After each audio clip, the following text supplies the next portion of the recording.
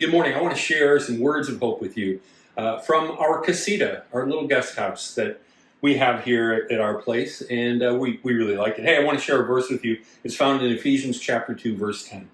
And it reads, "For we are God's masterpiece." Actually, the word in the Greek is poema, which doesn't take too much to figure out. We are God's poetry. And it means it together, but it also, I believe, works individually. He has created us anew in Christ Jesus so we can do the good things He planned for us long ago. So God has stuff in mind for us to do. How I like to think of it is being the right person, the right place, the right time.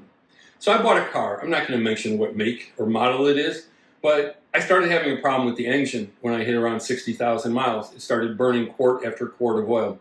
Long story short, the company knew about it, and they gave me a new engine. I thought that was great. And they said, "You've got a 100,000 mile warranty on it." So I thought I had 100,000. Anyway, when I hit 101,000 miles, the engine that they put in did the same thing again, because they put the same faulty engine in. But no, it was only to 100,000 total, not 100 on the new engine. So now I got to put oil in there all the time, and I got to figure out what to do. So the other day I bought a quart of oil.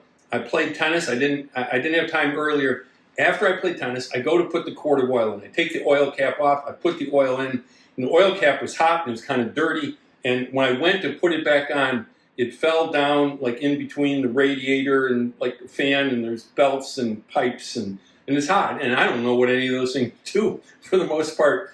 But there's no way I'm going to stick my arm down there to get it. I can't. And it's on concrete, and I can't move the car. I can't start the car without the cap on there. I got a problem. And I can't get underneath it because I'm too old and too big. And so I just look in my trunk and I'm just like, well, maybe I have a thin stick that I could put down there. I did. I don't even know what this thing is from. I have this blue stick. It was the perfect tool. I always like to say the right person, the right place, the right time. This was the right, I really don't know what it's doing in my trunk. I don't fish. It's got a net at the other end. And so I stuck it down in there, popped the cap out. Now it's on the ground. I still don't know how to get it, except I think the answer is pretty obvious. One time I reach under and I just pull and I've got it. And I'm like, what in the world was this doing here? But you know, anytime you're kind, anytime you're helpful, you are like this, the right, in this case, it's the right thing, the right place, the right time. But I believe that as God's masterpiece, God's poema, God has called all of us to be the right person, the right place, the right time. If you're like me, you don't like going into some new trendy restaurant where there's 6 people behind the counter. And there's this place, it's a taco place. Looked good, the food, but they want you to order at a kiosk. But I don't know what really comes on there. I just wanted to talk to a person. But the 6 people were friendly and smiling, but I had to order without being able to talk to anybody. I know some of you understand this. It was back in the 90s. I took a group of teenagers to New York City. We went to Hello Deli. It's right next to where Letterman was. You might remember the owner of the place was Rupert. And Rupert had the sandwich shop.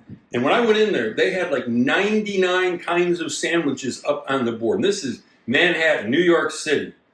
You know? And I just thought, I can't read all 99, but I know what I want. And Rupert took my order. And I remember I was afraid he was going to say, "Aren't my 99 sandwiches enough for you?"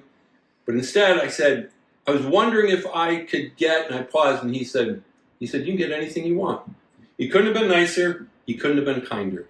Folks, when we are kind like that and we're helpful to people, you know what it's like on the other end. Be that person to somebody else, and you will be the right person, the right place, the right time. You are God's masterpiece, God's poetry in motion. Have a great week. And I hope when you really need it, you have one of these things too. I have no idea how it got in my trunk.